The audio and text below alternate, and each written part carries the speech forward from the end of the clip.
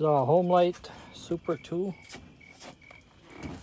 The original bar was quite a bit longer, but the roller tip and back here was broke, so that bar's junk. This is a bar I had on a Homelite electric chainsaw that had the handle broke, and it fit right on there, but it's a lot shorter now.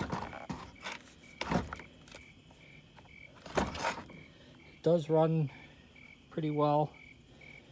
I overfilled the oil reservoir, and some oil ran down in here where the carburetor is. So sometimes if you're rolling it around, it'll suck that bar oil in a little bit, and then it smokes like hell. But I actually went and ran it out of gas. Otherwise I'd start it up for you. Thanks for watching.